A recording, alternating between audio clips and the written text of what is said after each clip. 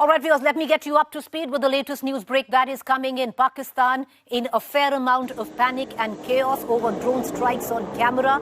Drone remnants now found across Pakistan's cities. Indian drone debris found in Karachi, in Rawalpindi and Lahore. India struck Pakistan's crucial air defense system in Lahore, in Rawalpindi, the seat of Pakistan Army headquarters, and in Karachi as well. What you see on television screen, social media aflush with viral videos as well, all emanating from Pakistan on the debris of these Israel-made drones that India had chosen to strike Pakistan, all as a proportionate response, viewers. You cannot underline this enough. India yesterday had made it very clear that at the back of Pahalgam, it had taken a measured, non-escalatory response. Pakistan, in the dead of the night, in its sinister plan, plotted to attack, escalate the situation by targeting 15 defense installations across India's 2,000-kilometer borderline. And each of those 15 attacks of Pakistan were foiled, they were repelled, they were thwarted by India's S-400 air defense system. Having said that, India, with what it called a clear, retaliatory, proportionate reaction, chose to attack because Pakistan had escalated the entire conflict, chose to proportionately respond to that, to send out a grave, clear message to Pakistan. You escalate, we will give it back. And that's exactly what happened. India, through the course of this early morning, through drones, attacked key army defense installations of Pakistan. The air defense system in Lahore was neutralized by India's drones. India attacked in Rawalpindi, the headquarters of the Pakistan Army. In Karachi, you can see the remnants, the debris of the drones used by India. All of these images are coming on from social media where Pakistan is concerned.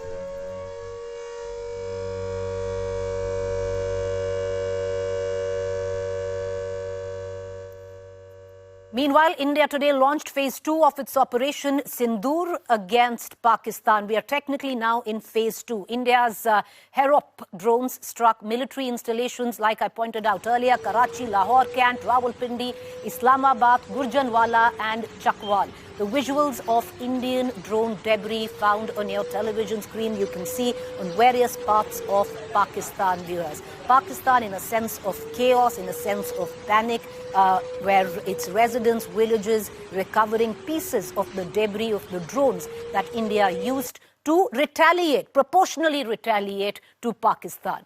Meanwhile, Pakistan's attempted late last night and early this morning. Of course, we're going to take you through on what Pakistan had attempted, and you can see that on your television screen. These 15 spots across a 2,000-kilometer borderline. You can see from Awantipura, Srinagar, Pathankot, Jammu, Ludhiana, Kapurthala, Chandigarh, Jalandhar, Adampur, Bhatinda, Nal, Falodi, Uttar Lai and Bhuj. These were the areas that Pakistan attacked or attempted to attack through the course of the night yesterday, viewers. And each of those attempts were thwarted. I'm going to take you through where what was the reasoning of Pakistan to attack or attempted to attack these installations. I want to get in my colleague Shweta Singh as well, who's an ace defense journalist, has been tracking developments since yesterday. Shweta, what is the importance of trying to attack Awantipur, Srinagar? Can you take us one by one on all the key defense installations that Pakistan had tried to target? See, without giving away much, Preeti, right. Srinagar, Awantipura, these are forward air bases, forward installations which have the presence of army. They've got Awantipura has a parallel runway. We require for fighters. Otherwise, we used to have one at Srinagar. Now there's at Awantipura as well. So all across, if we look from there right till Bhuj, these are forward air bases or defense installations. Right. And the idea why Pakistan targeted these was because they said we will launch an attack on the places from where the missiles came to destroy these terror camps, which India is saying, and they're saying these are civilian areas. All right. So all these 15 key Indian defense installations that Pakistan tried to target through the course of the night. Shweta, right. Each one of them, and you can take us through on the importance of each one of them, were thwarted, was repelled, were neutralized by India's S-400 air defense systems. Right. Each one of them. Right. So it has a radius of, it can protect up to 400 kilometers, one. And we have 2 for the Pakistan border, 2 for the China area, and 1 for Delhi. So our big cities are all protected. If we talk about all these areas, Preeti, like we're saying that we don't want to give away which fighter planes are kept here or which units are deployed here. Because that will only help Pakistan. Exactly. Right. They might have a fair idea in this age of information. But each one of them was crucial to India, you're saying. Correct. Bhuj, again, instrumental in wars. It is a forward air base. It covers the entire south of Pakistan. Uttarlai, we fought a battle there. Falodi, we fought a battle there. Nal, Bhatinda. Now, you don't just see the forward air bases or the forward defense installations, but right behind that, we have ample defense strategic assets which Pakistan wanted to target. Adampur is an air base, and we've got but it has got a fantastic air defense system. I was recently covering there, and it is almost like an 18-kilometer high invisible wall which protects you from all around. So Pakistan was perhaps daydreaming with the technology that they have, which is downgraded from what we have, S-400, and that is made in China. So China made a cheap copy of S-300 and sold it to Pakistan. Pakistan by now knows what happened. So Amritsar, right on the border, and whenever something happens in Amritsar, it can be heard in parts of Punjab, Lahore. And that's why when their missiles tried to strike Amritsar, there were reports from Amritsar, the civilians said that... The sound. In the middle of the night, so sound. It was actually the S-400 firing as well? Give us a minute, Shweta. What I'm going to do is I'm going to ask our producers to play the importance of S-400. That is India's air defense system, and that is what neutralized and thwarted this attack on all these 15 key installations. And that is bought from Russia. We've got, this from Russia. Can you take us through on the importance of S-400? Because, since the morning, we've spoken ad nauseum, Shweta, that S-400 and its importance in the air defense system and what it did last night. Take us through that. Preeti, I would speak in a common man's terms so that everybody could understand it. Otherwise, there is a lot of jargon that is associated with defense, and it confuses you. So when we talk about S-400, it is a system. It is a system which, number one, it detects, is something happening? Then if there is a launch towards that particular area which it is covering, then it will launch a missile to actually neutralize it mid-air. That is what happened. We found debris of semi-exploded missiles, and all the villages bordering Pakistan. You can see all the villagers have found some kind of debris. Some kind of debris, and that was because there was in mid-air it was neutralized. So if there's a fighter plane that's coming at whatever height, if there's a drone that is coming your way, if there's a missile, ballistic missile that's coming your way, an S-400 system is designed to actually kill it in the air. It is like when we talk about Israel, it is like our Iron Dome. It is our Iron Dome. So S-400 is our Iron Dome. I wouldn't say it is the technology that Israel uses. It is not as advanced, but for Pakistan or for China, we are fully equipped. S-400 can fight them because even China does what Russia is trying to do, and as far as air defense systems go, and that is what was happening. Shweta, stay with me. I'm going to cut across to Gaurav Sawant as well, who's joining us right now from the newsroom. We'll also have Sandeep Punithan with me here in just a short while. And before we move on to the proportionate response of India at the back of what Pakistan had planned and India thwarted, all of this happened, viewers, yesterday in the middle of the night. And Gaurav, now, our managing editor has been tracking all developments through the course of the night meticulously. And Gaurav, we can now say for sure we are in the second chapter of Operation Sindhur, where India now will give a proportionate response to whatever Pakistan does, because Pakistan attempted to escalate, India thwarted with a proportionate response. Preeti, you're absolutely right. And the superstar here was the S-400 system, which is the world's most advanced air defense system. Nobody in the world, not even America's THAAD, which is the terminal high altitude air defense system, comes anywhere close to the S-400s, because the S-400s are able to neutralize any threat. It may be a threat as low as 10 meters, virtually surface skimming missile that's coming in, or an incoming threat which is at 50,000 feet altitude, which is the virtual ceiling for any fighter jet. It can take down missiles at both levels, or a drone or a threat that's coming in. It can scan multiple targets simultaneously and decide which target to take down when, in terms of priority, in terms of the speed of the incoming threat, which needs to be taken down first, which needs to be taken down second, third and fourth. It has a series of systems. Now, these are road mobile systems. There's a command and control structure, there is a radar system, and then there are the missiles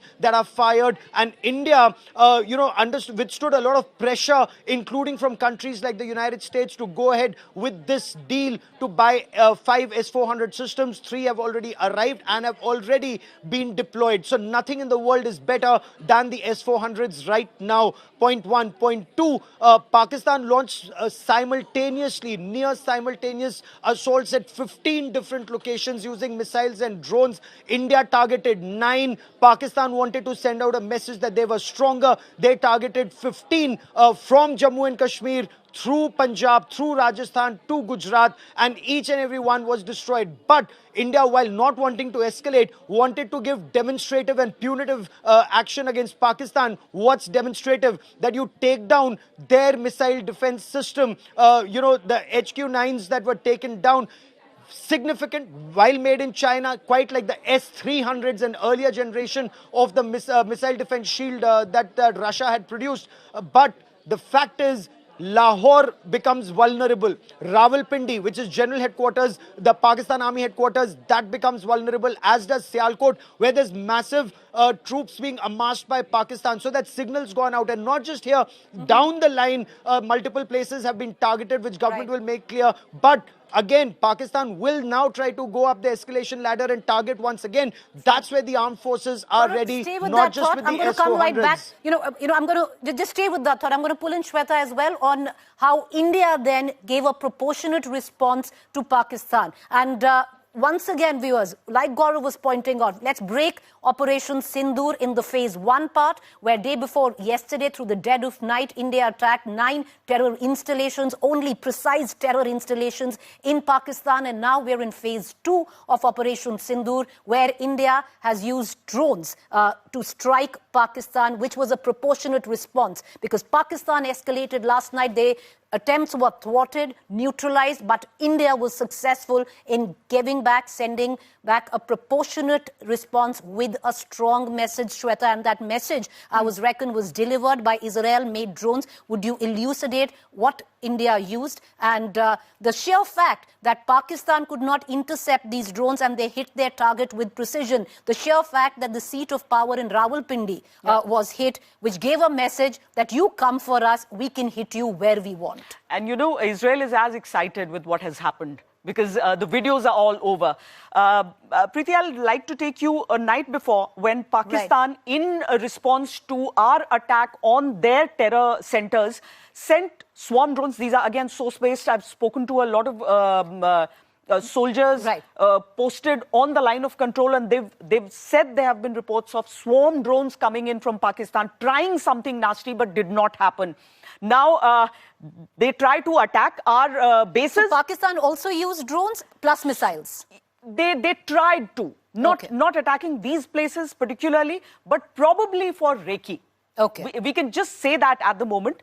And India responded by these Harop drones, which were sent inside Pakistani territory on these bases from where their stupid attack was, I think, unleashed. That would be the best thing to say, because their air defense failed when we sent in the missiles and the drones for the attack on day 1. And then when India retaliated to their attack on our bases, we retaliated with Harop drones. Now, Pakistan is saying, very interestingly, that they shot down these drones. And even some international media outlets are saying that the Harop drones were shot down. No, you do not shoot down a Harop drone. It is a suicidal drone. It is a fidain drone, if I could say that. Well, that's quite ironic. Yeah. Because where we used it, it is ironic. It does not come back. Yeah. It will destroy the place. So you will find its debris, but it has done its job. All right. So, Gaurav, would you want to come in and reflect on this drone technology that India has that clearly Pakistan could not intercept at all and with precision struck their target and sending a chilling message? We've struck you in your seat of power, Rawalpindi. So, you're absolutely right. Rawalpindi is the seat of power, its general headquarters, and the stadium. Shweta has reported from there on ground zero. There's a cricket stadium right next to it, which was where the messaging was done very effectively. Taking down their missile defense shield again is a messaging that's done very effectively. If we can take this down, if we can take Muridke and Bahawalpur down, then the core headquarters is not far. But so far, as far as India is concerned, it's only messaging. Point one. Point two. As Shweta was mentioning, Herop's state of the art. Yesterday, I had Israel's ambassador, Reuven Azar, on the show with me. And, he was talking about the technology cooperation that's happening between India and Israel. We all know of the intelligence cooperation that's happening between India and Israel. It's not only technology that you acquire, but it's also technology that you make. Because in a long-drawn conflict, you can't just keep relying on foreign partners. You need to make in India. And that's where Atmanirbhar Bharat becomes extremely critical if you can make these drones at home, and that's exactly what India is also doing. Now, these are drones where you feed in all the data, feed in the coordinates, they go, they loiter, they see the target, and then they have the ability to take the target down. The moment they see the target, the explosive is in the drone, and it goes slam dunk into the target, neutralizing it completely. Right. Shweta rightly pointed out, there's no way that you can stop, intercept, or take this drone down. Pakistan tried, their air defense system failed. And the irony was with the word Shweta used, these are fidain drones used in Pakistan. But, Gaurav, stay with me. I want to introduce in this conversation senior journalist Sandeep Punithan. Gaurav Sawant, Shweta Singh, Sandeep Punithan are some of the finest defense journalists in the country. We're lucky to have them with us, and they've been breaking down of what the last 48 hours have meant, viewers. I'm going to cut across to Sandeep, but before that,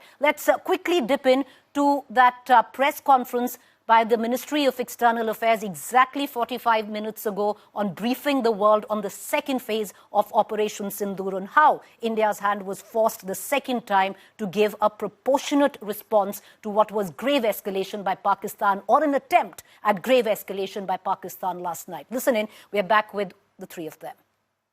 Pakistan has also claimed that India deliberately attacked religious sites. This is completely false again.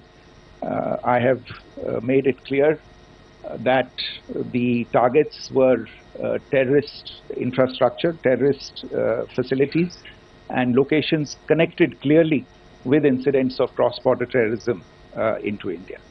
And it is in fact Pakistan that is misusing religious sites as a cover to in fact radicalize, direct and indoctrinate and train terrorists. In fact, contrary to what Pakistan is claiming, yesterday Pakistan launched a targeted attack on the Sikh community in the state of Jammu and Kashmir, hitting Gurdwara in Poonch and the homes of Sikh community members which came under attack. And we know that at least 3 individuals were killed in that particular attack. Today morning, Indian Armed Forces targeted air defense radars and systems at a number of locations in Pakistan. Indian response has been in the same domain with the same intensity as Pakistan. It has been reliably learnt that an air defense system at Lahore has been neutralized. Pakistan attempted to engage a number of military targets in northern and western India using drones and missiles. These places included Avantipura, Srinagar, Jammu, Pathankot, Amritsar, Kapurthala, Nal, Jalandhar, Ludhiana, Adampur, Bhatinda, Chandigarh, Falodi, Uttarlai and Bhuj. These were neutralized by the integrated counter unmanned aerial system and other air defense systems. The debris of these attacks is now being recovered from a number of locations that prove the Pakistani attacks. 7 से 8 मई 2025 की रात को पाकिस्तान ने उत्तरी और पश्चिमी भारत में स्थित कई सैन्य ठिकानों को, जैसे कि अवंतीपुरा, श्रीनगर, जम्मू, पठानकोट, अमृतसर, कपूरथला, जालंधर, लुधियाना, आदमपुर, भटिंडा, चंडीगढ़, नाल, फलौदी, उत्तरलाई और भुज पर ड्रोन और मिसाइलों से हमला करने का प्रयास किया। इन हमलों को इंटीग्रेटेड काउंटर यूएएस ग्रिड और वायु रक्षा प्रणालियों द्वारा निष्क्रिय कर दिया गया। इन हमलों का मलबा कई स्थानों से बरामद हुआ, जो कि पाकिस्तानी हमलों का प्रमाण है। So, viewers, clearly, late last night, there was escalatory provocation by Pakistan, which India proportionately answered by giving it back. The difference was that India was able to thwart, repel each and every attempt of Pakistan to strike 15 of its key defense installations, but India was successful in striking back through drones. What next? The latest information that is also coming in, and, we just want to give it to our viewers, that all airports in Pakistan, flights have been suspended right now. Number two, the US advisory has come in where the United States of America have asked all its citizens to leave Lahore or find safety or safe places in Lahore. So lots going on the sidelines of it. The National Security Council in Pakistan, well, if it really tantamounts to anything, because the Pakistan Army always is the one who has the say, has given a free hand to the Pakistan Army to what they call retaliate in whatever measure they want at a time of their choosing. Sandeep, I want to pull you in, but Shweta, you first, very quickly. What can we now expect? Of course, everything is in the realms of speculation, but the sheer fact, the sequence of events suggest the ball technically now in Pakistan's court again. Will Pakistan escalate a second time? Because India is very clear, we'll give it back. Pakistan will have to escalate, at least you think they will escalate? To their home audience. They have to give them a message. Preeti, they've actually lost very important people, even in the cross-border shelling, since they started first. But there are reports that some army personnel have died and their families have been affected, because they were, even in these times, there were reports of certain families that were on the front line. A CO of a particular battalion has lost his family. Asim Munir was part of that janaza personally. And so these are things that they need to tell their home audience that we are doing something. They have to give a semblance of some action, and as soon as they do that, India will retaliate. And after all, Sindhur, Operation Sindhur 2.0 is still left. There is a list of 21 locations we have to hit. We've just hit 9. And Sandeep, that escalation ladder that we keep speaking on, we've clearly, in the last 24 hours, climbed up that escalation ladder, yes. Not because we wanted to, our hand was forced. Pakistan escalated, our response was proportionate. What do you think the next 24 or to the next 48 hours bring, keeping in mind all the indications that are coming in? Well, there's going to be tremendous pressure on General Asim Munir, as Shweta was saying, because let's not forget, Preeti, it's not just Pakistan that's been targeted. Punjab province has been targeted. Punjab province is the heartland of the Pakistan state. It is from where 70% of the Pakistan military, both soldiers and officers, are recruited. Punjab is everything for the Pakistan state. Punjab dominates Pakistan, not only in the military, but in every aspect of life.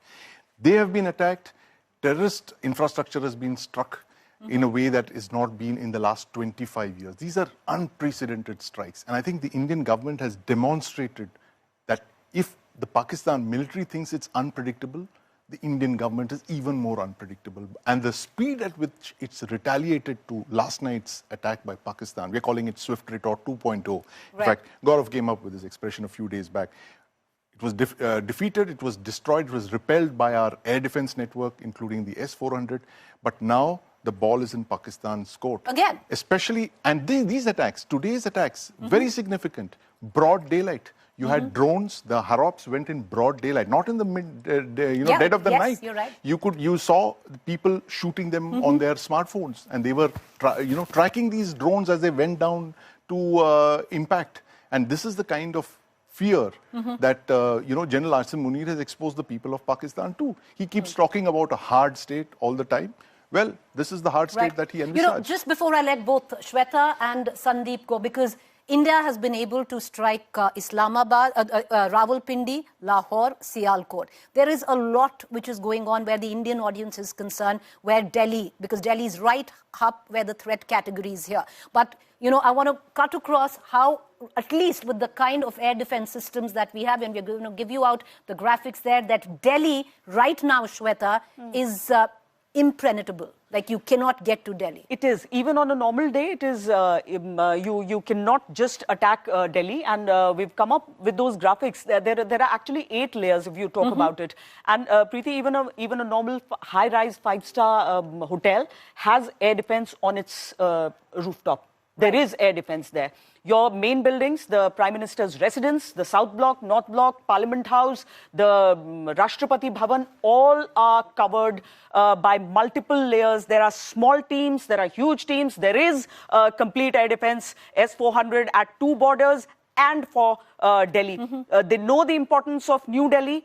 Any attack here from the air would be fatal, would be deadly, and that is why Delhi is protected in such a way. Sandeep, you want to reflect on that? Because a lot of people are speaking of Delhi. It's right up the threat ladder. And if you're escalating, there is an imminent threat where Delhi is concerned. But I think it's impenetrable right now. It is impenetrable, Preeti, but, you know, as Shweta just put it, multiple layers of defenses, looking at everything from drones, from small drones right up to fighter aircraft packages. But if Pakistan were to make that mistake of attacking Delhi, even, you know, crossing into airspace and attempting to attack Delhi, that would be another red line that they would have crossed, and the consequences would be terrible for Pakistan.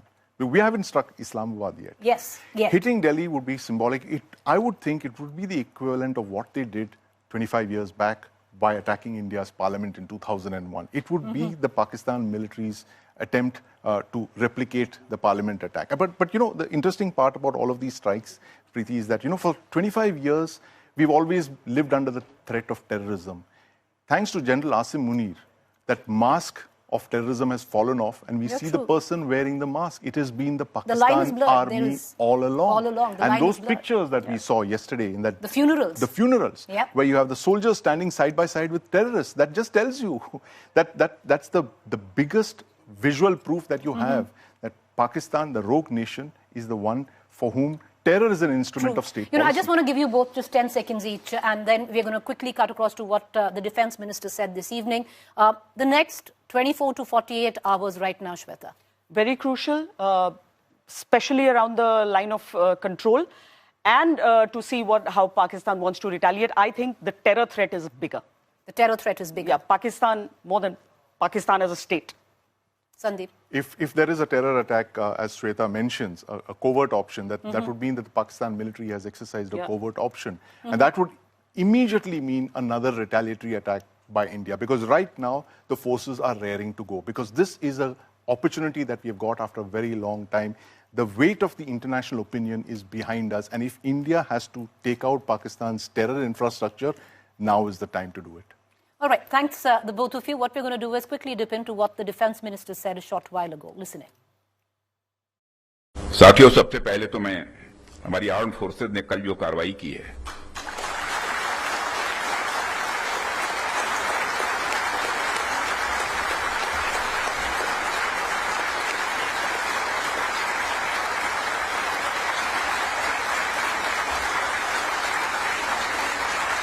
और जय हिंद जो शौर्य और पराक्रम दिखाया है उसके लिए मैं हृदय से बधाई देता हूं। पाकिस्तान और पीओके में जिस तरह से हमारी आर्म्ड फोर्सेज ने टेरर कैंप्स को नेस्त नाबूद किया है वो हम सबके लिए एक गौरव का विषय है। क्वालिटी की क्या भूमिका होती है, यह क्या रोल अदा करती है, इसका नमूना हमने कल देखा।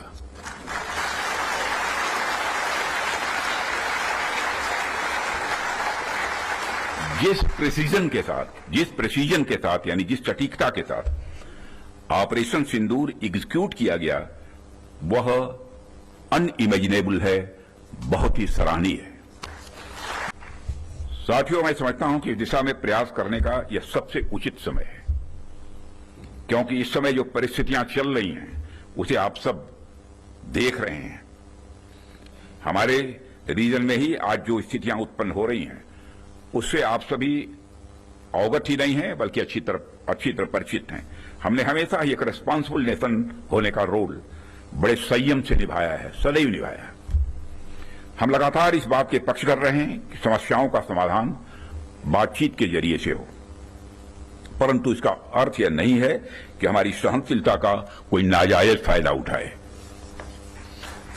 यदि कहीं कोई हमारे इस संयम का फायदा उठाने की कोशिश करता है तो उसे कल की तरह ही क्वालिटी कार्रवाई का सामना करने के लिए भी पूरी तरह से तैयार रहना होगा। Don't test our patience because we will give it back. We are a responsible nation, but we are capable of a more than proportionate response. That is what the defense minister said. Till now, before Operation Sindhur, even where Balakot was concerned, there were quite a few who had raised questions whether or not Balakot has happened. Because this time around, satellite imagery, visual proof, videos have flooded, social media to get a larger understanding that India hit and India hit hard. I want to take you through some of the damage that India inflicted on terror camps that India hit, terror launch pads that India hit, as far as the province of Punjab in Pakistan, which housed the headquarters of the Lashkar-e-Taiba and the Jaish-e-Mohammed. I want to take you through some of the satellite imagery that is coming through. You can take a look at the screen. Markaz Subhan Allah, this is Bahawalpur. This is the nerve center of terror for the longest time. And you can actually see right here, I can point out, if you can see these two holes, these two holes, viewers, are where the missiles fell. The hammer missile fell right through, and you can see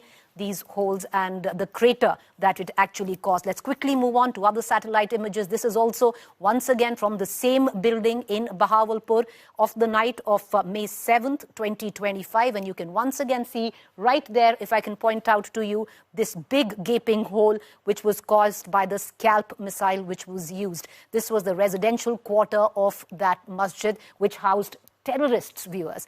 The other image, this is the entire mosque hall completely targeted in Bahawalpur. You can clearly see the damage right there. So all of these are visual imagery, satellite imagery that is coming in to point out at the Lashkar-e-Taiba in Muridke the kind of damage that India's missiles did on the 9th of the 7th of May, where India attacked 9 terror launch pads in Pakistan. I want to cut across Ankit Kumar, my colleague, who's going to talk us through this satellite imagery. And he's going to take us through one by one, because all of this, images don't lie, viewers. And you can easily see one by one as we take you through these images on the kind of damage India inflicted through the course of the night of 7th May. One by one, you can see the gaping holes here. You can see that entire building completely turned to rubble. And this was the headquarters, viewers, in Muridke of the Lashkar-e-Taiba, right there as well. And this was Muridke, Pakistan. We also showed you Bahawalpur, where you can see gaping holes in the masjids there, which was the residential quarters of terrorists. Once again, let's cut across to Ankit Kumar, who is joining us, who is going to take us through all the latest that is coming in. Okay, we're going to go to Ankit in just a short while, but let's take you now one by one of all the reports that have been filed by my colleagues at the LOC, because Pakistan has made a clear attempt, viewers, to come after civilians. India was clear that civilian population was not attacked, but Pakistan have no such qualms. 16 people have died. Indian citizens have died, which include 5 little children. India will pay back in equal measure, already has, through the course of this morning, a proportionate retaliatory response. Listen in to all these reports filed by my colleagues. Caught in the crossfire of India-Pakistan escalation of tension, there are civilian casualties. At least 10 people have died here in Poonch, and meanwhile, several of them are injured. We are speaking here to several of the victims who are getting treatment here at Poonch Hospital at a time where times are uncertain. It can be shelling at any point of time. But meanwhile, we speak to him. उस time क्या हुआ था, आपको चोट कैसे लगी और क्या मंजर था उस समय? मैं रात के 1:30 बजे फायरिंग शुरू हुई। तो हम यहाँ काम करते हैं, हमारा कारोबार है यहाँ पे। हम घर जा रहे थे सुबह 7 बजे। सुबह 7 बजे जब हम घर पहुँचे, नीचे चौक में पहुँचे तो वहाँ शेलिंग हुई हमारे ऊपर। जो कैजुअलिटी होता है इस तरह से, और जो बच्चे होते हैं, आप देखिए रुखसाना है 12 साल की हैं, शायद उन्हें पता भी नहीं कि ये भारत पाकिस्तान के बीच में जिस तरह से चल रहा है टेंशन क्या है, लेकिन उसका खामियाजा बच्चों को भी भुगतना पड़ रहा है। उनके बड़े भाई हैं, लियाकत हमारे साथ हैं। लियाकत जी, क्या हुआ था, कैसे चोट लगी आपकी बहन को? 1:30 बजे रात से लेके सुबह 11-12 बजे तक फायरिंग चली। सुबह 8 बजे हम घर में थे, पूरा परिवार अंदर था। मकान के छत के ऊपर गोला गिरा, छत के ऊपर नीचे थे ये, नीचे आ गए बच्चे, दूसरों को भी चोट लगी लेकिन वो बच के, इसके ज्यादा चोट आ गई। एक मंजर है यहाँ पे अस्पताल में, क्योंकि यहाँ पे जीवन और मौत के बीच में जूझने वाली बात है, लेकिन उस बीच में पाकिस्तान से आई शेलिंग, सिविलियन एरिया को टारगेट करना अपने आप में, और इस बीच में यहाँ पे जितने लोग हैं वो यहाँ पर अपनी ट्रीटमेंट भी करा रहे हैं उस वक्त जब शेलिंग कभी भी हो सकती है। कैमरा पर्सन गिरीश के साथ Kamaljeet Sandhu, Punch, Ground Zero. 7:30 a.m. in the morning when Pakistan resorted to firing heavy artilleries on the civilians in Punch, and one of the shell that fell exactly here in the Gurudwara Punch. When we know the casualty gone more than a dozen in Punch, there was one shell that fell right here, and the magnitude of that explosion that took out almost everything around, and the splinters, the shrapnels that fell all over here in Gurudwara. And look at these marks of the shrapnels. So all these glasses were broken. They deep penetrated even the metal windows here in the Gurudwara, and the piece of the shrapnels can be visibly seen here in the Gurudwara premises. And just 24 hours of the Pakistan's provocation, indiscriminate shelling in Gurudwara, it is the faith of the people, it is the patriotism of the people of the Punch. They are giving tough response to Pakistan, that they are not going to deter. It's the sense of patriotism. The Gurudwara this morning yet again opens for the prayer, for the people, Vaheguru chanting. People with their faith and belief have come back to Gurudwara, showing that Pakistan's any unintentional such kind of provocations will not deter us, will not deter the armed forces. It's a faith of the people that have brought them all here to this Gurudwara in Punch, which came under the attack of the heavy shelling of Pakistan just 24 hours ago.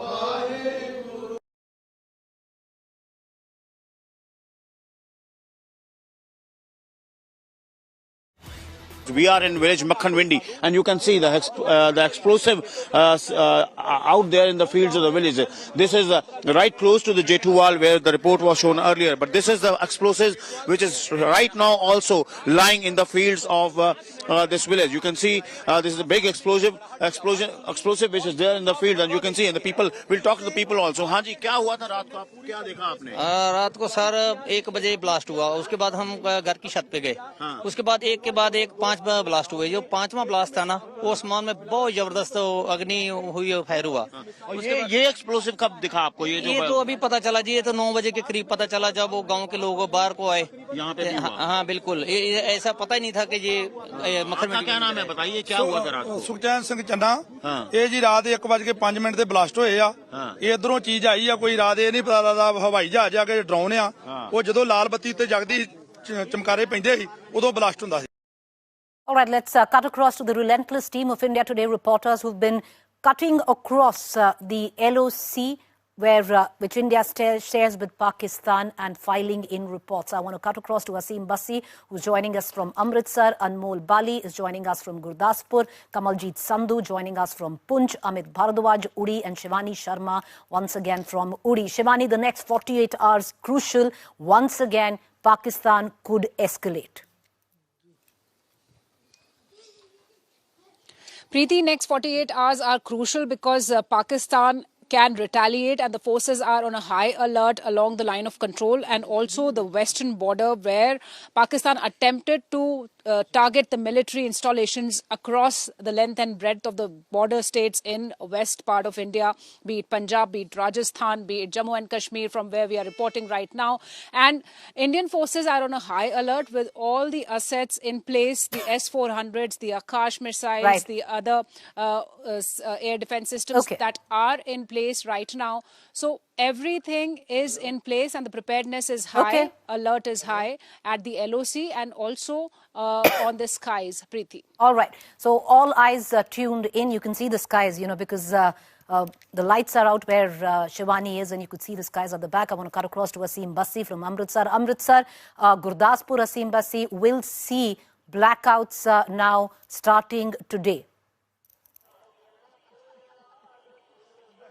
Yeah, yesterday also there was a huge blackout an entire night in Amritsar, and today also the Gurdaspur will wear a blackout look. Today also I am at a village where the Pakistani missile was shot down by the Indian troops. This is the same village, and still their troops are on alert here. The cops are there, and in the border areas also the army is very, very vigilant along the Atari, because the Indian troops have hit Lahore also, and right next there is Amritsar, which is on a very, very high alert, especially the bordering areas. The army has been put on very high alert. The education institutions have been closed in Amritsar till 11th. The airport is closed till 10th. So taking no chances, the Indian troops that gave a befitting reply to Pakistan are yet again on a very, very high alert in Amritsar, which is a extremely sensitive and strategically important border area. All right, from Amritsar, where there was debris of the drones which India had neutralized, I want to also cut across to Anmol Bali, Gurdaspur. Anmol Bali, Gurdaspur today from 9 p.m. is going to see an indefinite blackout lasting, we still don't know, but it starts today. Preeti, basically it was seen after escalating tensions between India and Pakistan. Today, Gurdaspur administration has imposed a complete night blackout from 9 p.m. to 5 a.m. in the morning, and police is on the ground. And not only Gurdaspur, other various districts, Amritsar, Pathankot, are on high alert at LOC, and people are embracing to markets to buy essentials for the night, and essential services like hospitals and central jail will be given power supply, but even they are asked to close the windows and doors so that light could not leak, because today it was seen that various attacks were made by Pakistan, and especially various places in Punjab, the bordering Amritsar, as well as non-bordering Jalandhar. So to make sure that light doesn't leak, and a complete blackout starting 9 p.m. in Gurdaspur. Kamaljeet, the maximum civilian damage, collateral, has taken place in Punch. What's the latest? Well, the next 24 to 48 hours are extremely crucial. There's also intelligence input coming in. There's credible information with intelligence that there could possibly be a Fedayeen attack which could be launched by either Jaish-e-Mohammed or Lashkar-e-Taiba. This is what we're breaking to our new news viewers. This is also important because, remember, there has been an attack, Operation Sindhur, specially launched by Security Grid on these terror hideouts, and thereafter this is a very personalized attack as far as Lashkar is concerned, Jaish-e-Mohammed is concerned. They've had meetings with the Pakistani army establishment, and what is really coming out is that there's an attempt to show restraint as far as Pakistani army is concerned, to try and rein them in, because they know this could actually have a further escalation. So what we know is there is a high alert in both Punjab as well as in Jammu and Kashmir as far as Security Grid is concerned, as far as temples are concerned, and the river establishment which is related to dams. All these could be actually under a lot of terror radar, and that is why there's a high alert which has already been sounded. Remember, LOC and IB security is extremely tight, and meanwhile in hinterland also the security has been tightened after this alert. Amit, what are you witnessing in Uri? Well, Preeti, the security has certainly been beefed up in the Uri sector as well as Baramulla, and that happened after the noon, when we were looking at the visuals coming from Islamabad and Rawalpindi as well. So certainly there was security being beefed up in this particular area. One thing that is to be noted, people are hurt in the villages of Uri sector like Salamabad, and other related areas, but it cannot be a coincidence that the heavy artillery and shelling that is happening in this area ever since 1998. This is the first time they are witnessing such an artillery and shelling. It also happens to be a fact that in Salamabad, you have Salamabad Power Project 2. The NHPC project is in another area where this heavy shelling and artillery has been launched by the Pakistan. So they are also possibly trying to attack our establishments in these crucial sectors. Back to you. All right. With all our reporters, good luck, be safe. We're going to continue to come back to you. Thank you for joining us.